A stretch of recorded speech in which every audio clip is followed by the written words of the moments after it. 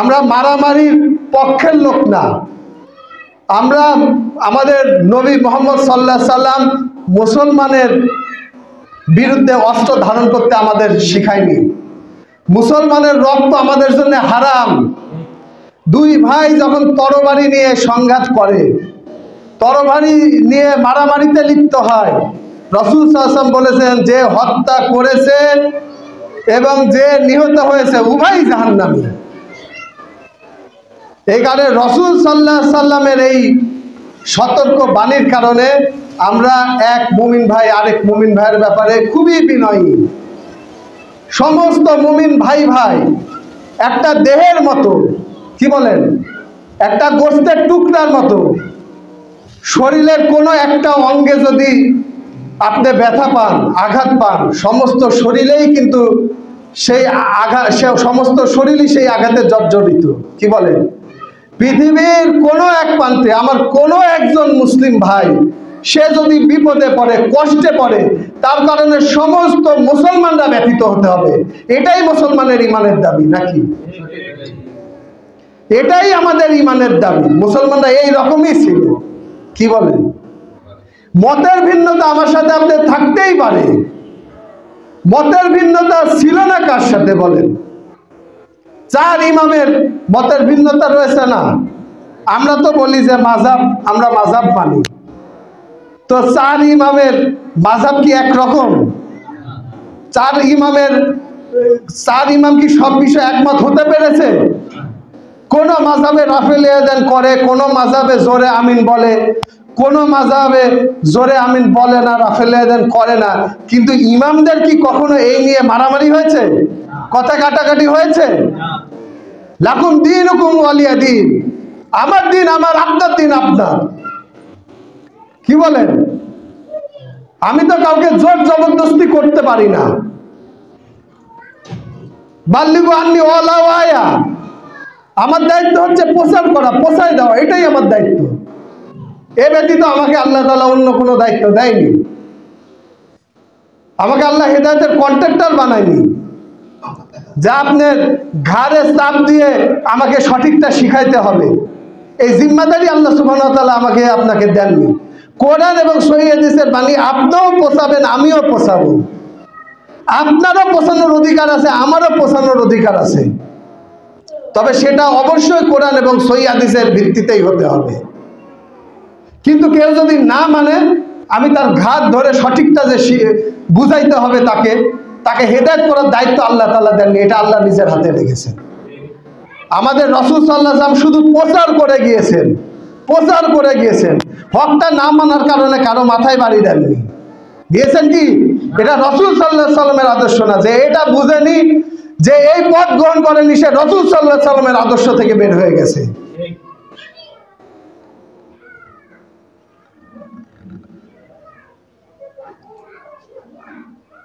এই জন্য রাসূল সাল্লাল্লাহু আলাইহি ওয়াসাল্লামের সিরাত নিয়ে পড়াশোনা করা দরকার, সাহাবায়ে কেরামের জীবনী নিয়ে পড়াশোনা করা দরকার। আজকে আমরা আমল করি হচ্ছে জোশে, আবেগে, অজ্ঞতায় ভরপুর। আমাদের আমলের সাথে, ইমানের সাথে শুধু অজ্ঞতা আর অজ্ঞতা। কেননা আমরা পড়াশোনা করি না। আজকে আমার আপনার দিন হচ্ছে ইমাম সাহেবের কথার উপরে নির্ভরশীল। ইমাম যা বলে সেটাই ঠিক। আজকে আপনি যদি হাদিস খুলে দেখতেন, তাহলে আপনার সামনে আর কোনো কিছু অস্পষ্ট থাকতো না। قال أبو ذر لقد تركنا محمد صلى الله عليه وسلم وما يحرك طائر جناحيه في السماء إلا أذكرنا منه علما। আবু যর রাদিয়াল্লাহু তাআলা বলছেন যে রাসূল সাল্লাল্লাহু আলাইহি ওয়াসাল্লাম আমাদেরকে এমন অবস্থায় ছেড়ে গেছেন, আকাশে উড়ন্ত পাখির ইলম আমাদেরকে দিয়ে গেছেন। অর্থাৎ এমন কোন বিষয় পাবেন না যেটা রাসূল সাল্লাল্লাহু আলাইহি ওয়াসাল্লামের হাদিসে, অর্থাৎ কোরআন এবং হাদিসের মধ্যে নাই। আপনি আমল করবেন, আর এমন কোন আমল আপনি পাবেন না যেটা কোরআন হাদিসে নাই। অর্থাৎ সমস্ত আমল আপনাকে কোরআন হাদিস থেকে নিতে হবে। এমন কোন যদি আমল আপনার মধ্যে পাওয়া যায় যেটা কোরআন হাদিসের মধ্যে নাই, তো ওই আমলের উদ্যোক্তা হচ্ছে স্বয়ং ইবলিস শয়তান।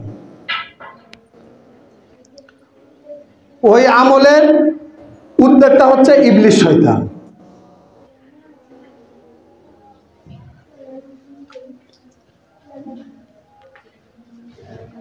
এটা কি মাস? রমাদান মাস না? এটা হচ্ছে রহমতের মাস নাকি? বরকতের মাস, নাজাতের মাস। প্রতিদিনই রহমত, প্রতিদিনই বরকত, প্রতিদিনই নাজাত। অসুফিদাতি শায়াতিন। এখন কি শয়তানকে বন্দি করে রেখেছেন। শয়তান কয় প্রকার জানেন? শয়তান হয় দুই প্রকার। কি কি? একটা হচ্ছে মানুষ শয়তান, আর একটা হচ্ছে জিন শয়তান। তাহলে জিন শয়তানকে কিন্তু বন্দি করে রাখা হয়েছে, রাখা হয়েছে না? জিন শয়তান কিন্তু বন্দি। শয়তান আর ধোঁকা দিতে পারতেছে না। এখনো যারা অপকর্মগুলা করে, পাপ কাজ করে, তারা কিসের কারণে করে জানেন? ওই যে অভ্যাস অনুযায়ী। আর কিছু মানুষ শয়তান আছে, এদেরকে তো বন্দি করা হয়নি, বুঝছেন?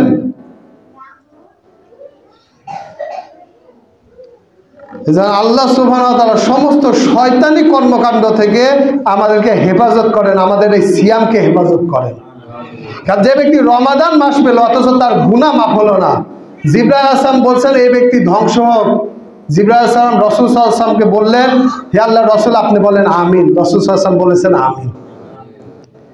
তাহলে এই মাসে সংঘাতে লিপ্ত হব। রাসূল সাল্লাল্লাহু আলাইহি ওয়াসাল্লাম বলছেন কোন ব্যক্তি যদি তোমার সাথে ঝগড়া করার জন্য আসে, তুমি তাকে দুইবার বলো আমি সিয়াম পালন করছি, আমি রোজাদার, আমি সায়েম। তুমি তার সাথে ঝগড়া করবে না। এটা আমার রাসূল সাল্লাল্লাহু আলাইহি ওয়াসাল্লাম আমাকে শিখাইছেন। তাহলে এই মাসের মর্যাদা কোনোভাবেই ক্ষুণ্ণ করা কোনো আদর্শ মুসলিমের কাজ হতে পারে না। কোন প্রকৃত মুসলিম কখনোই সে কারো সাথে বিবাদে লিপ্ত হতে পারে না এই রমাদান মাসে। আলহামদুলিল্লাহ নাহমাদুহু ওয়া নাস্তাঈনুহু ওয়া নাস্তাগফিরুহু ওয়া নাউযু বিল্লাহি মিন শুরুরি আনফুসিনা ওয়া মিন সাইয়্যাতি আমালিনা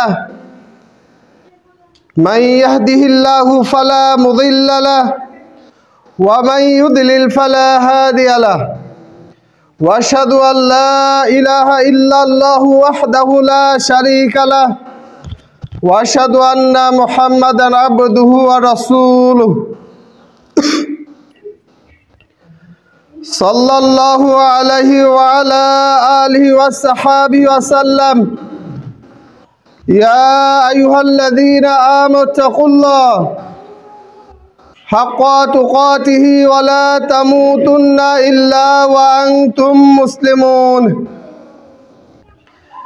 يا أيها الناس اتقوا ربكم الذي خلقكم من نفس واحدة وخلق منها زوجها وبث منهما رجالا كثيرا ونساء واتقوا الله الذي تساءلون به والأرحام إن الله كان عليكم رقيبا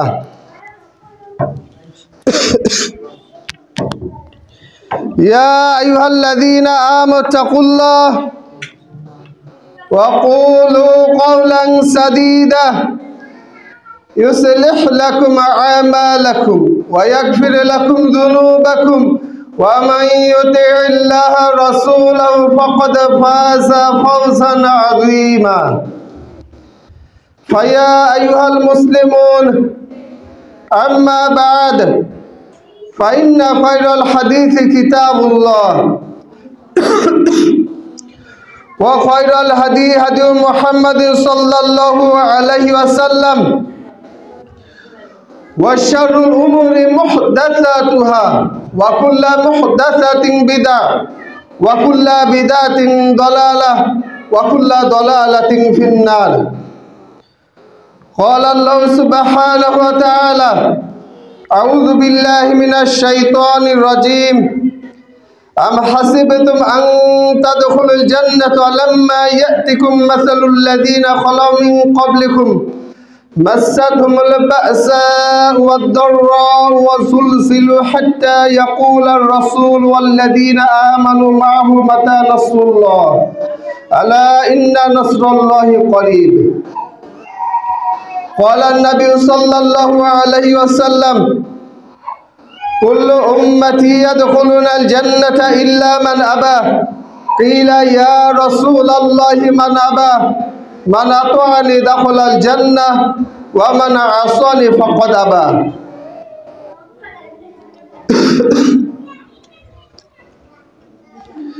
رب اشرح لي صدري ويسر لي أمري أحلل عقدة من لساني يفقهوا قولي وجاء الحق وزهق الباطل إن الباطل كان زهوقا আলহামদুলিল্লাহ, সমস্ত প্রশংসা সেই মহান আল্লাহ সুবহানাহু ওয়া তাআলার জন্য, যিনি আমাদেরকে অনেক বড় একটি নিয়ামত দান করেছেন। সেই নিয়ামতটা হচ্ছে যে কারো মতামতের উপরে ভিত্তি করে দিন ইসলাম পালন করা যাবে না। দিন ইসলাম পালন করতে হবে কোরআন এবং সহিহ হাদিসের অনুসারী হয়ে। আসমানের নিচে জমিনের উপরে এই নিয়ামতটা আল্লাহ সুবহানাহু ওয়া তাআলা খুব কম মানুষকেই দান করেছেন। কেননা আল্লাহ বলেছেন কলিলাম মিন ইবাদিয়াশ শাকুর, আল্লাহর কৃতজ্ঞ বান্দাদের সংখ্যা অতি অল্প।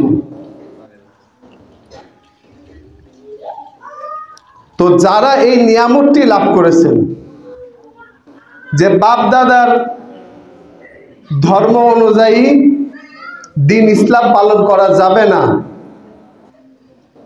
পীর বুজুর্গের ফর্মুলা অনুযায়ী দিন ইসলাম পালন করা যাবে না, কোনো ব্যক্তি বা গোষ্ঠীর মতামতের উপর ভিত্তি করে দিন ইসলাম পালন করা যাবে না, কোন মুফতি বা মুহাদ্দিস সে যদি কোরআন সুন্নাহ থেকে বের হয়ে কোনো ফতোয়া দেয় তো তার ফতোয়ার উপর নির্ভর করে দিন ইসলাম পালন করা যাবে না। দিন ইসলাম পালন করতে হবে কোরআন এবং সহিহ হাদিস অনুযায়ী। যারা এই নিয়ামত লাভ করেছেন তারা আল্লাহর শুকরিয়া আদায় করেন আলহামদুলিল্লাহ। লা ইন শাকারতুম লা আযীদান্নাকুম ওয়া লা ইন কাফারতুম ইন্না আযাবি লাশাদীদ। যারা আল্লাহর এই যে নিয়ামতকে লাভ করলো, এই নিয়ামতের শুকরিয়া আদায় করলো, আল্লাহ সুবহানাহু ওয়া তাআলা বলছেন আমি তাদের নিয়ামতকে আরো বাড়িয়ে দিব। এবং যারা নাশুকরি করে, অর্থাৎ নিয়ামত পাওয়ার পরও নিয়ামতের কদর করে না, উল্টা তারা শুকরগুজার বান্দা হওয়ার পরিবর্তে নাশুকরি করে, এই নাশুকরগুজার বান্দাদের ব্যাপারে আল্লাহ বলছেন আল্লাহর আযাব বড় শক্ত। আল্লাহ আযাবের হুমকি দিচ্ছেন।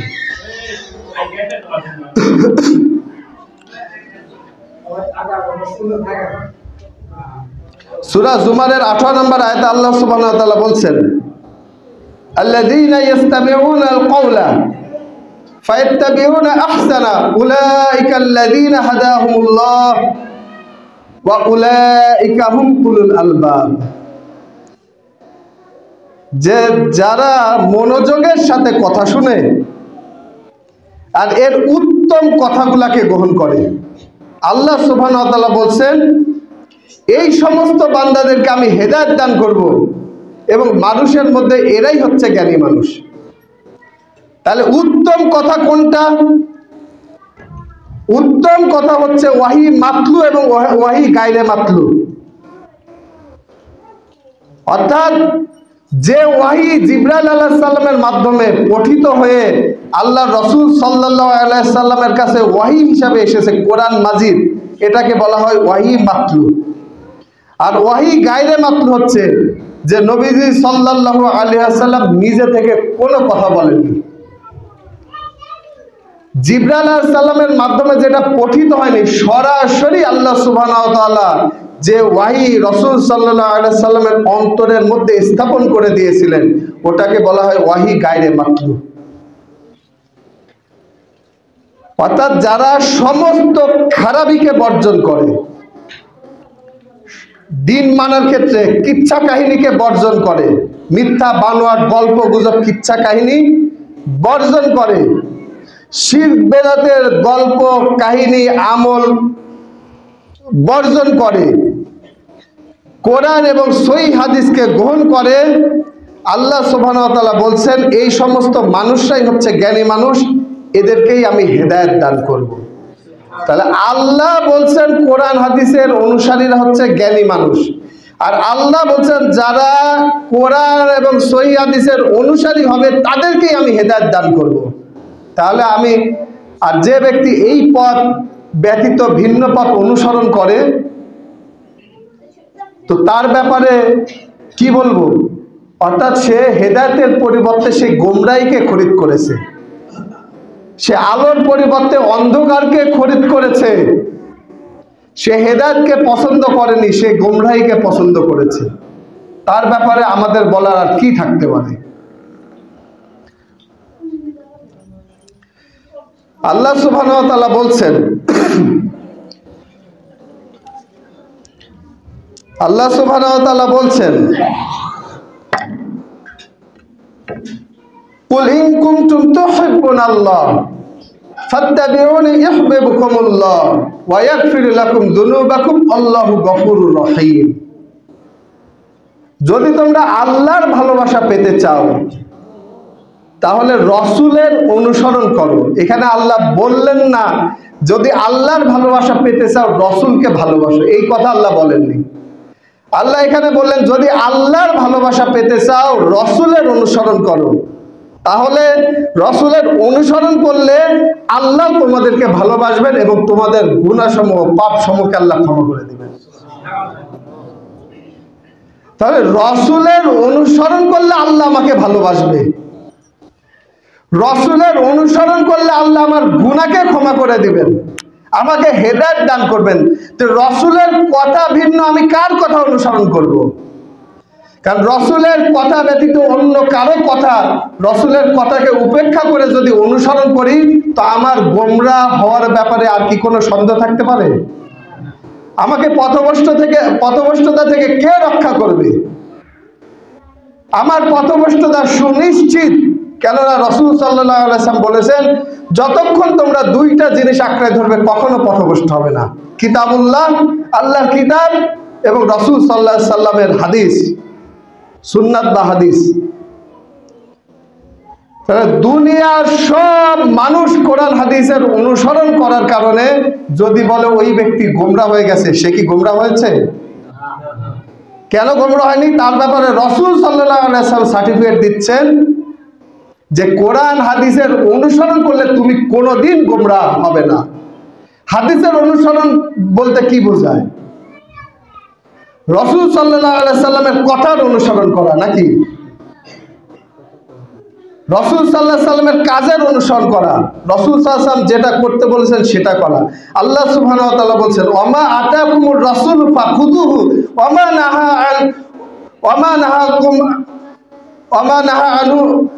ওমা আতাকুমুর রাসূলু ফাখুযু, অর্থাৎ রাসূল তোমাদের যা দেন সেটা তোমরা গ্রহণ করো, ওমা নাহা আনু ফান্তাহু, এবং রাসূল যেটা নিষেধ করেন সেটাকে বর্জন করো। তাহলে আল্লাহ বললেন রাসূল যেটা আদেশ করেন সেটা গ্রহণ করো, এবং আল্লাহ বললেন রাসূল যেটা নিষেধ করেন সেটাকে বর্জন করো। এটা কে বললেন ভাই? আল্লাহ সুবহানাহু ওয়া তাআলা বলেছেন রাসূল যেটা তোমাকে দিয়েছে সেটা গ্রহণ করো, ওমা নাহাকুম আনু ফান্তাহু, এবং রাসূল যেটা নিষেধ করেছেন সেটাকে বর্জন করো। তাহলে রাসূল আমাকে যেটা দিয়েছেন আমি সেটা গ্রহণ করব, নাকি রাসূলের মতকে উপেক্ষা করে অন্য কারো মতকে গ্রহণ করব?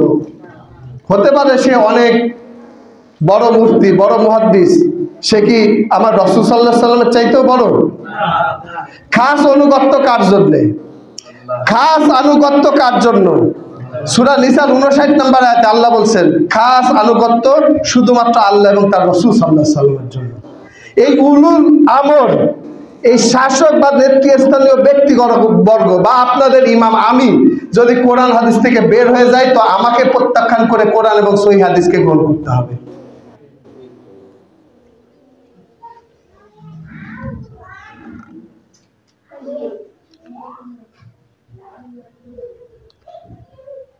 এই জন্য আল্লাহ সুবহানাহু ওয়া তাআলা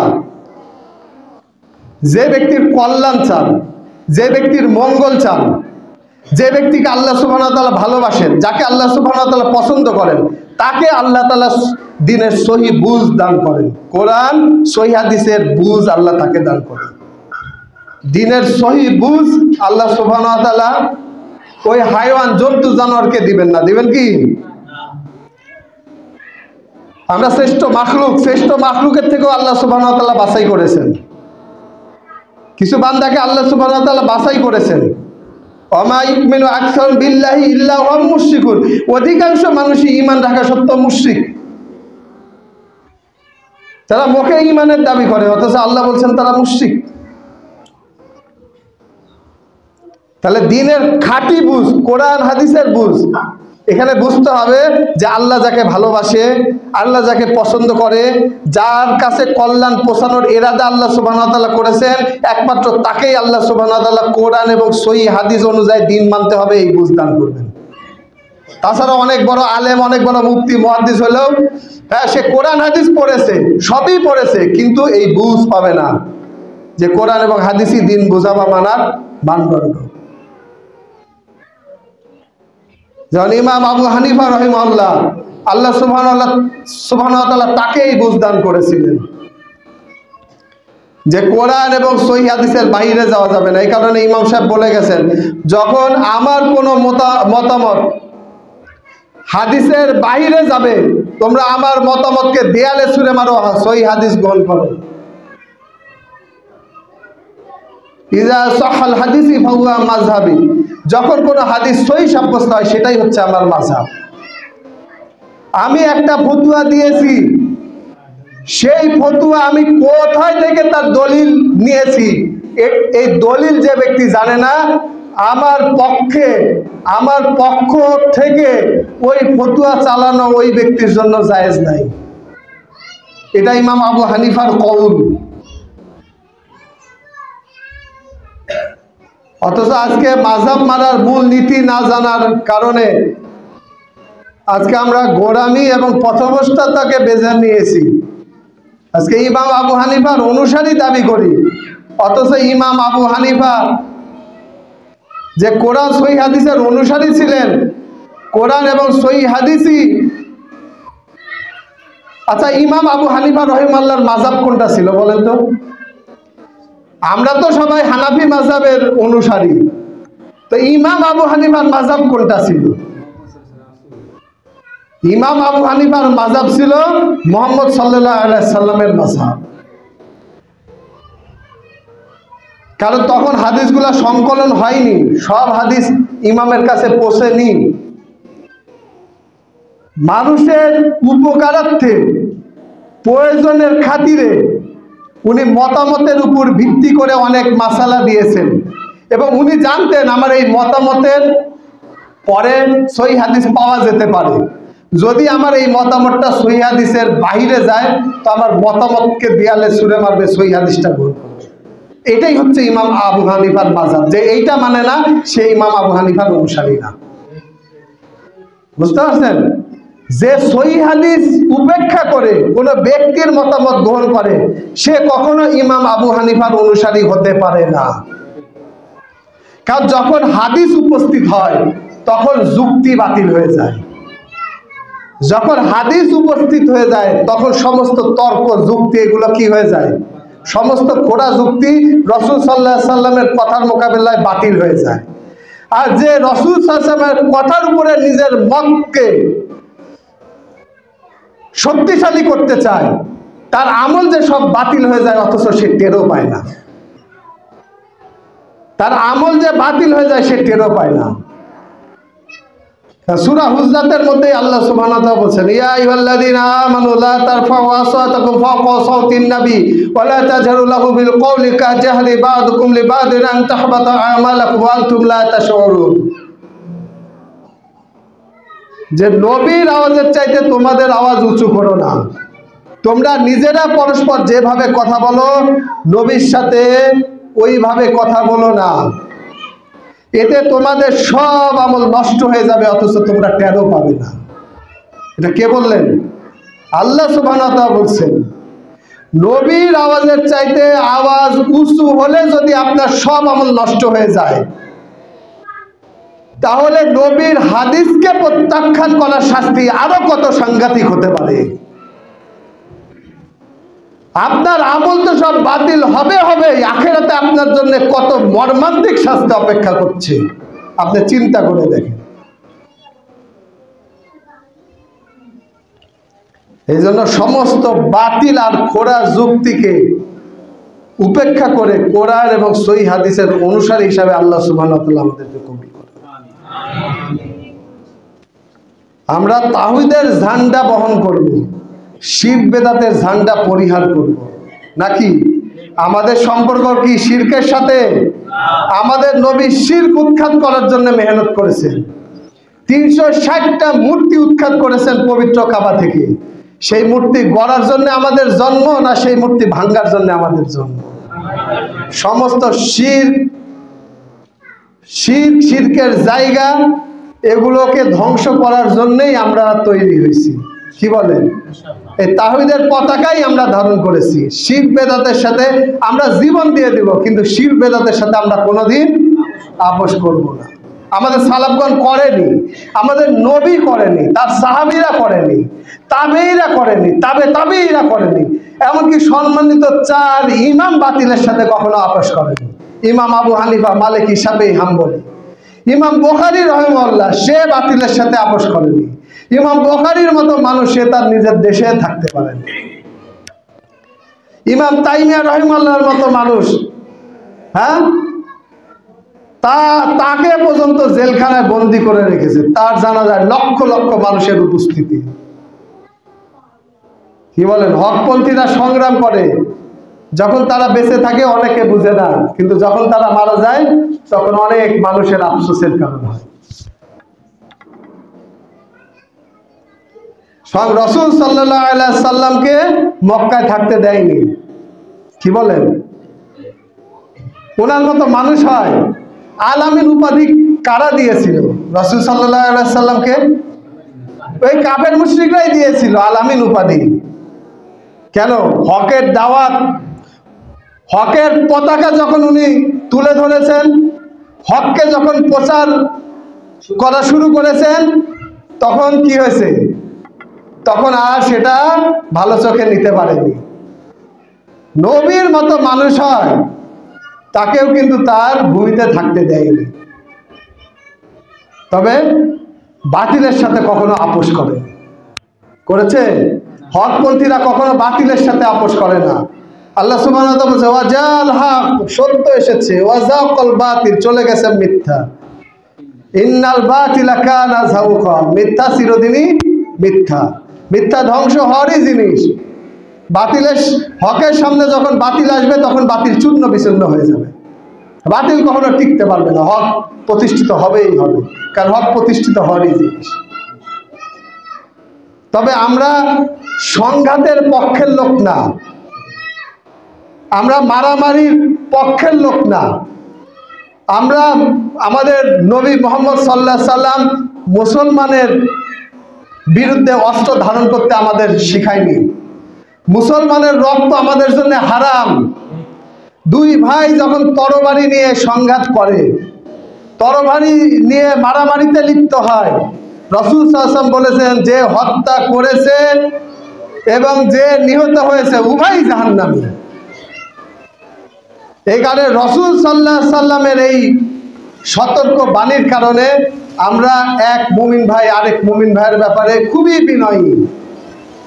সমস্ত মুমিন ভাই ভাই একটা দেহের মতো। কি বলেন?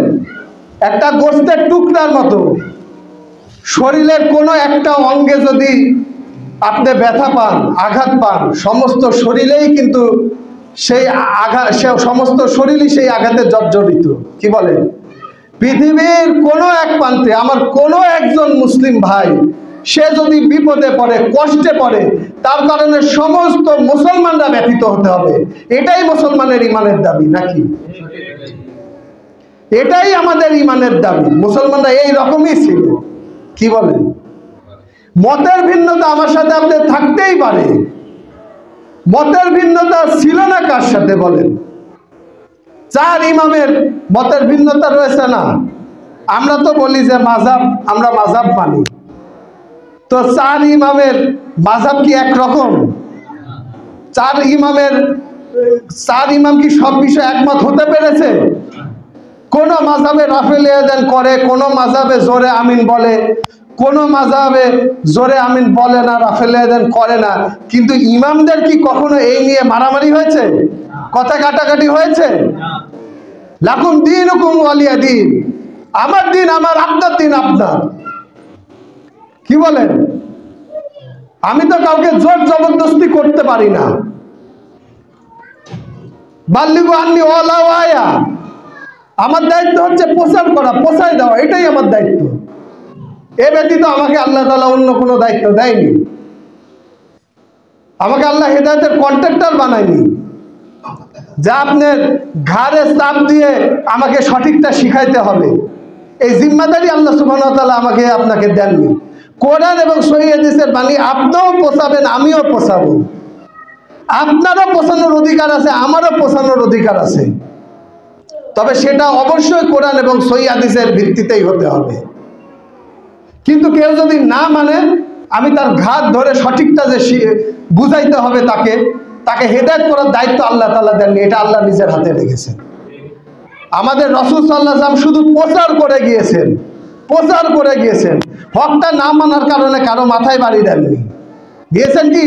এটা রাসূল সাল্লাল্লাহু আলাইহি ওয়াসাল্লামের আদর্শ না। যে এটা বুঝেনি, যে এই পথ গ্রহণ করেনি, সে রাসূল সাল্লাল্লাহু আলাইহি ওয়াসাল্লামের আদর্শ থেকে বের হয়ে গেছে।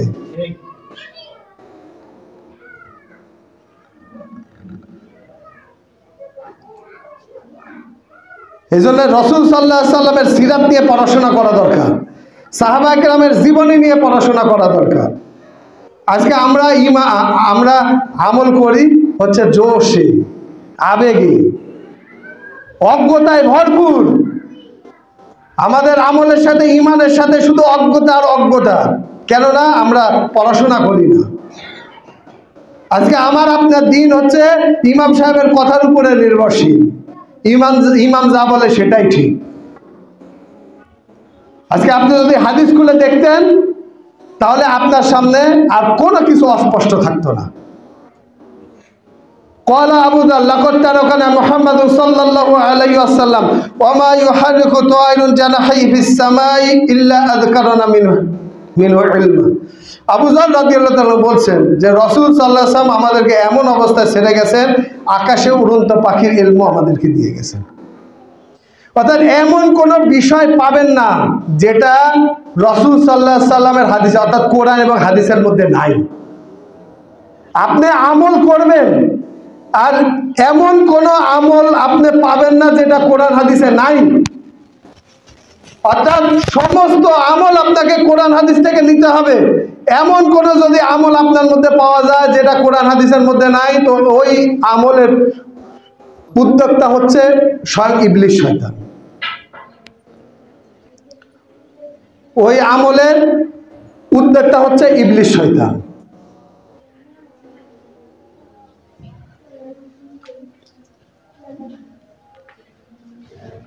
এটা কি মাস?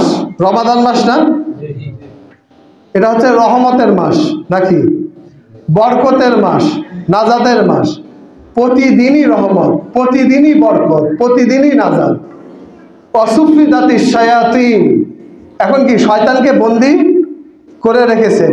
শয়তান কয় প্রকার জানেন? শয়তান হয় 2 প্রকার। কি কি? একটা হচ্ছে মানুষ শয়তান, আর একটা হচ্ছে জিন শয়তান। তাহলে জিন শয়তানকে কিন্তু বন্দী করে রাখা হয়েছে না? জিন শয়তান কিন্তু বন্দী। শয়তান আর ধোঁকা দিতে পারতেছে না। এখনো যারা অপকর্মগুলা করে, পাপ কাজ করে, তারা কিসের কারণে করে জানেন? ওই যে অভ্যাস অনুযায়ী। আর কিছু মানুষ শয়তান আছে, এদেরকে তো বন্দী করা হয়নি, বুঝছেন?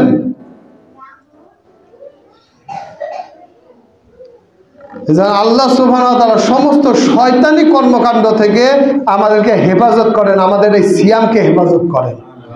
কারণ যে ব্যক্তি রমাদান মাস পেল অথচ তার গুনাহ মাফ হলো না, জিবরাইল আলাইহিস সালাম বলছেন এই ব্যক্তি ধ্বংস হোক। জিবরাইল আলাইহিস সালাম রাসূল সাল্লাল্লাহু আলাইহি ওয়াসাল্লামকে বললেন, হে আল্লাহর রাসূল আপনি বলেন আমিন। রাসূল সাল্লাল্লাহু আলাইহি ওয়াসাল্লাম বলেছেন আমিন। তাহলে এই মাসে সংঘাতে লিপ্ত হব। রাসূল সাল্লাল্লাহু আলাইহি ওয়াসাল্লাম বলছেন কোন ব্যক্তি যদি তোমার সাথে ঝগড়া করার জন্য আসে, তুমি তাকে 2 বার বলো আমি সিয়াম পালন করছি, আমি রোজাদার, আমি সায়েম। তুমি তার সাথে ঝগড়া করবে না। এটা আমার রাসূল সাল্লাল্লাহু আলাইহি ওয়াসাল্লাম আমাকে শিখাইছে। তাহলে এই মাসের মর্যাদা কোনোভাবেই ক্ষুণ্ণ করা কোনো আদর্শ মুসলিমের কাজ হতে পারে না। কোন প্রকৃত মুসলিম কখনোই সে কারোর সাথে বিবাদে লিপ্ত হতে পারে না এই রমাদান মাসে। পারে বলেন? এটা পারে না। দেখেন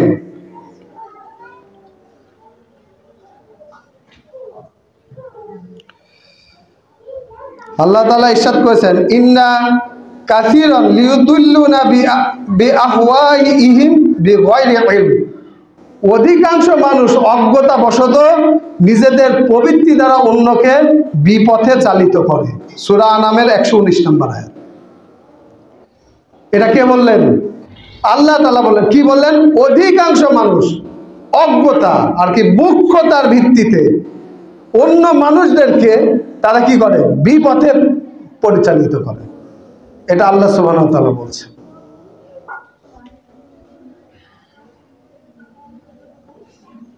এই জন্য ভাই একটা সহজ বিষয়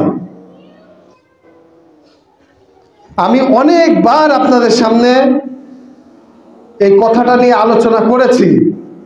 কোনো ব্যক্তি মুমিন হতে পারবে না যতক্ষণ পর্যন্ত সে তার সব সম্পদ, তার প্রাণের প্রিয় কলিজার টুকরা সন্তান, তার বাবা মা, দুনিয়ার সমস্ত জিনিস, এমনকি নিজের জানের চাইতে রাসূল সাল্লাল্লাহু আলাইহি ওয়াসাল্লামকে বেশি ভালো না বাসবে। কোন ব্যক্তি মুমিনই হতে পারবে না যদি তার জীবনের চাইতেও রাসূল সাল্লাল্লাহু আলাইহি ওয়াসাল্লামকে বেশি ভালো না বাসে। তাহলে রাসূল সাল্লাল্লাহু আলাইহি ওয়াসাল্লামকে ভালোবাসার অর্থটা কি? তার কথা, তার কাজ, তার আমল মোতাবেক নিজের জীবন পরিচালনা করা, এটাই তো নাকি? রাসূল কি আমার সামনে আছে? আমি শুধু মুখে বলবো রাসূল সাল্লাল্লাহু আলাইহি ওয়াসাল্লাম আমি আপনাকে ভালোবাসি, কিন্তু আমি তার অনুসরণ করি না, তার কথা মানতে পারি না, তার দেখানো পথে চলতে পারি না, তার করা আমলের অনুসরণ করে আমল করতে পারি না, এটা কি রাসূলকে ভালোবাসা? ওই ব্যক্তি মুমিনই হতে পারবে না যে সমস্ত কথার উপরে আল্লাহ এবং তার রাসূল সাল্লাল্লাহু আলাইহি ওয়াসাল্লামের কথাকে না রাখে। ওই ব্যক্তিটা ঈমানদারই না, ওই ব্যক্তি মুমিনই না। আমার রাসূল সাল্লাল্লাহু আলাইহি ওয়াসাল্লাম যেটা বলেছেন এটাই হচ্ছে কি শিরোধার্য। আল্লাহ এবং তার রাসূল সাল্লাল্লাহু আলাইহি ওয়াসাল্লামের কথাই চূড়ান্ত খাস আনুগত্য আমাদের জন্য। আল্লাহ এবং তার রাসূল সাল্লাল্লাহু আলাইহি ওয়াসাল্লাম এই ব্যাপারে কোনো আপোষ নেই। কোনো আপোষ আছে? কারণ জান্নাত কে দিবেন? জাহান্নাম থেকে কে বাঁচাবেন? জান্নাতের মালিক কে? জাহান্নামের মালিক কে? আল্লাহ ছাড়া আর কেউ জান্নাত জাহান্নামের মালিক? তাহলে এই ব্যাপারে আমি কোনো মানুষের সাথে আপোষ করতে পারি? কারোর সাথে আপোষ করতে পারি? পারি না। হক আর বাতিল কখনো এক পাত্রে থাকতে পারে না। হয় হকের অনুসারী হতে হবে, আর না হয় বাতিলের অনুসারী হতে হবে। হকপন্থীরা কোনোদিন বাতিলের সাথে আপোষ করেনি, কোনোদিন করেনি। তারা জীবন দিয়ে দিছে। অধিকাংশ নবীকেই হত্যা করা হয়েছিল, অনেক নবীকে হত্যা করা হয়েছে, কিন্তু তারা বাতিলের সাথে কখনো আপোষ করেনি। অনেক সাহাবীকে হত্যা করা হয়েছে, বাতিলের সাথে আপোষ করেনি। আব্দুল্লাহ ইবনে হুযায়ফা রাদিয়াল্লাহু তাআলার সাথে কি করা হয়েছিল? রোমের বাদশাহ আব্দুল্লাহ ইবনে হুযায়ফা রাদিয়াল্লাহু তাআলাকে গ্রেফতার করলো, রোমের বাদশার দরবারে নিয়ে যাওয়া হয়েছে। এখন রোমের বাদশাহ বলছে তুমি আমাদের নাসারা ধর্ম গ্রহণ করো, মুহাম্মদের দিন থেকে বের হয়ে আসো, আমার রাজত্বের অর্ধেক তোমাকে দিয়ে দিব, আমার মেয়ের সাথে তোমাকে বিবাহ দিয়ে দিব, সুন্দরী মেয়েদের সাথে তোমার বিবাহ দিয়ে দিব। তুমি মুহাম্মদের দিন থেকে বের হয়ে আসো। আব্দুল্লাহ ইবনে হুযায়ফা রাদিয়াল্লাহু তাআলা বলছেন, চোখের পলকের জন্যও তুমি তোমার সমস্ত রাজত্ব, এমনকি পুরা আরবের রাজত্ব আমাকে দিয়ে দেওয়া হবে, চোখের পলকের জন্য আমি মুহাম্মদের দিন থেকে বের হয়ে আসতে রাজি না। এটার নাম হচ্ছে ঈমান।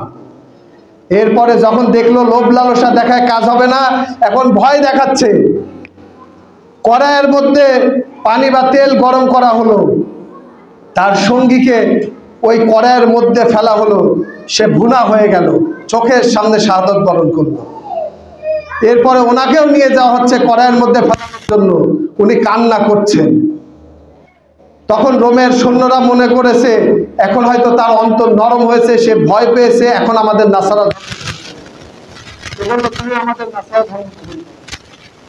তোমরা মনে করছো যে আমি তোমাদের ভয়ে কান্না করছি না, আমি তোমাদের ভয়ে কান্না করছি না, আমার আল্লাহর সামনে শরম হচ্ছে যে আল্লাহর দ্বীনের জন্য আমার শুধু একটা জানি বাকি আছে। আমার শরীরের সমস্ত লোমগুলো যদি একটা করে জান হতো, আমি আল্লাহর দ্বীনের জন্য এই সমস্ত জানকে কোরবান করে দিতাম। আজকে তো আমার আল্লাহর সামনে শরম হচ্ছে যে আমার শুধু একটা জান, আমি শুধু একটা জানি আল্লাহর জন্য দিতে পারতেছি। কখনো তারা বাতিলের সামনে মাথা নত করে, কেন আমি তো হকের উপর আছি, আমার দলিল আছে। আল্লাহ সুবহানাহু ওয়া তাআলা বলেন, কুল হাতু বুরহানাকুম ইন কুনতুম সাদিকিন, যদি তুমি সত্যবাদী হও তোমার কথার সপক্ষে দলিল পেশ করো। আমার কথার সপক্ষে কোরআনের দলিল আছে, আমার কথার সপক্ষে রাসূল সাল্লাল্লাহু আলাইহি ওয়াসাল্লামের হাদিস আছে। আমার কথার সপক্ষে যদি আমার কথা যদি কোরআন হাদিসের বিরুদ্ধে যায়, সাথে সাথে কোরআন হাদিসের সামনে মাথা নত করব, আমার কথাকে আমি উপেক্ষা করব। আমি তো এমন মুসলিম, আমি তো এমন ইমানদার, এমন মুমিন যে আল্লাহ এবং তার রাসূল সাল্লাল্লাহু আলাইহি ওয়াসাল্লামের কথাই আমার কাছে সবার উপরে। আমি আমার মতামতকে চোখের নিমিষে এক পলকের মধ্যে জুতার নিচে দিয়ে দিতে পারি। রাসূল সাল্লাল্লাহু আলাইহি ওয়াসাল্লামের কথাকেই আমি সব সময় সর্বাগ্রে সবকিছুর উপরে রাখবো। আমি তো এমন মুমিন, এমন মুসলিম, আমাদেরকে হতেও হবে এমন মুমিন, এমন মুসলিম। আল্লাহ সুবহানাহু ওয়া তাআলা আমাদেরকে বুঝার তৌফিক দান করেন।